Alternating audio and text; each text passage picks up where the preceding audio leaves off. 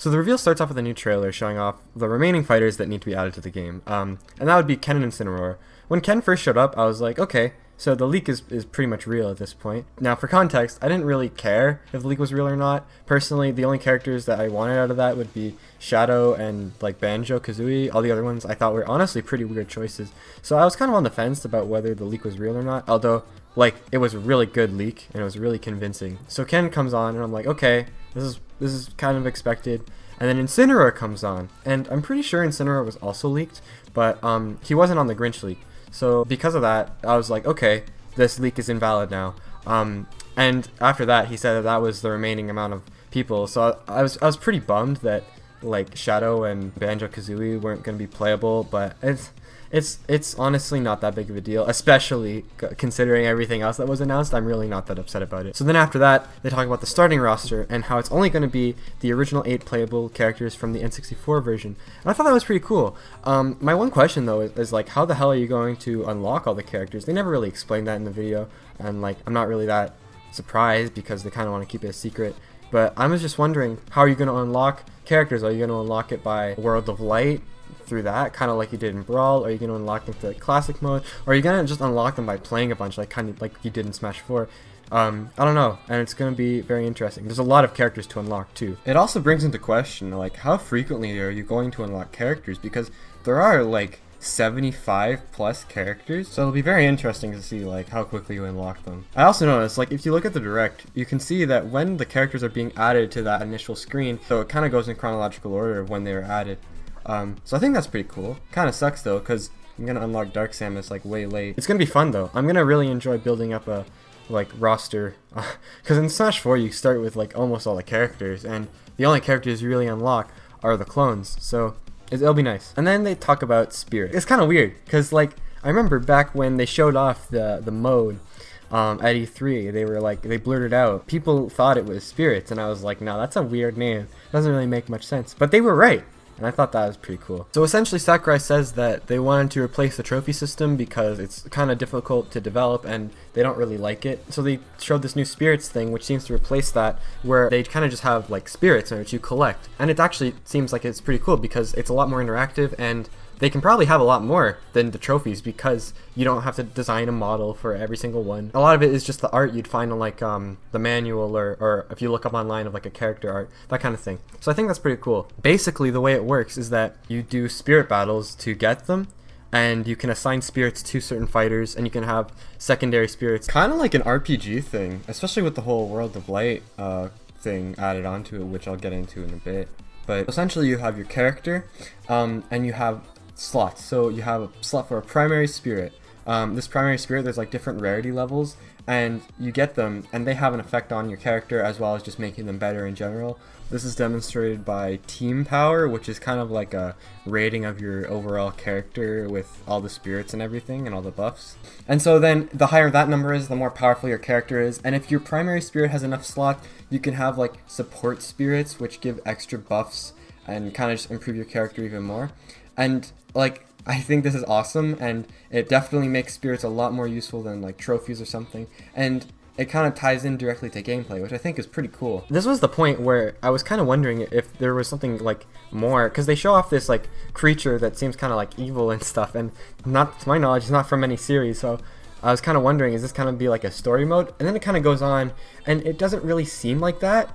They're kind of just doing spirit battles and like gathering spirits. There's a bunch of other things, like you can sell them for coins, you can gather a bunch and then sell them and then get a better one, stuff like that. It seems really in-depth, and I'm really excited to explore it.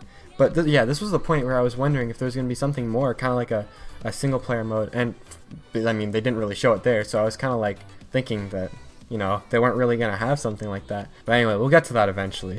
I'm kind of just going through the rest of the direct at this point. Then they go into online. They go into local wireless, which thank God they have local wireless. That would make no sense if they didn't have it.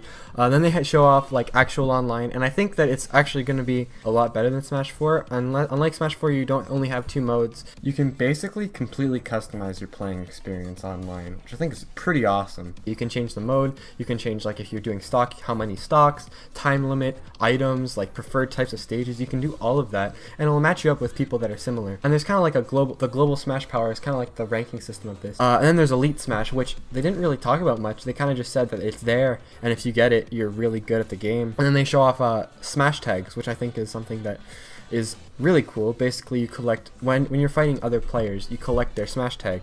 And you can do things with them, like you can sell them for money or trade them in for spirits, I think. Just stuff like that. It's awesome. I think it's great.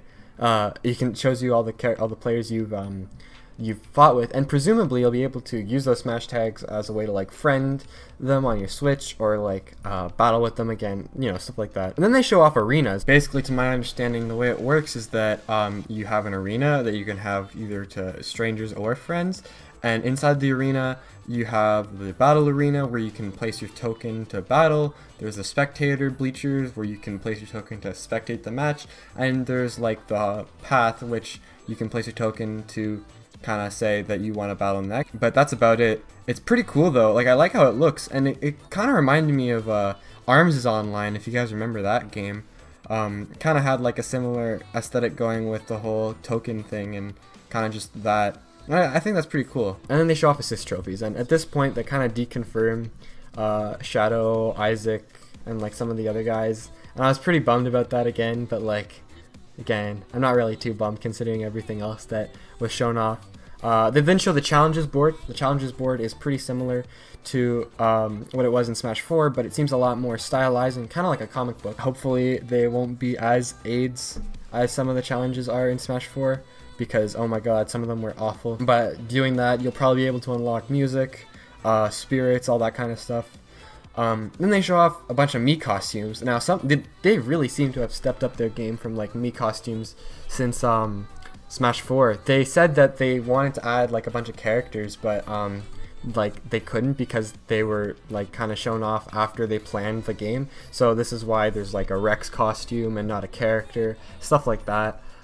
They showed off a fucking Nintendo Labo costume for me, which I think is awesome. It's so good. I love it. It's perfect for like the Mii costume. There's a bunch of other ones that are really cool. Then after that, we're getting towards the end of the direct, but after that they show off the DLC for the game, and this is awesome because they show off that there's going to be 5 additional fighters, 5 additional stages, and a ton of music tracks. There's going to be basically a season pass where you can get all of them, or you can just buy them each for $5.99 USD, so that's probably going to be like closer to $7 or $10 here in Canada. So now basically we're at the end of the direct, and then Sakurai decides that they're going to announce a bonus character if you buy the game before, I think, January, and they show it off, and it's a motherfucking Piranha Plant, which I think is like the greatest what the fuck character ever. Oh my god, it's so random and like dumb and just makes no sense. Like, he has like little petal legs in his pot. It looks like the fucking best meme character ever. I absolutely love it. I'm really excited for him to be released after the game comes out. That's gonna be a great time. So then at this point the direct's ending and we're all like, okay, like, it was all really cool and I'm really excited, but like, there was gonna be that one last announcement, right? And then, oh my god, okay. So then after that, Sakurai's like, okay, that's about it. Bye, lol. And then he gives a hint that there's like, what happened to everyone to turn them into spirits? So then he's like, bye.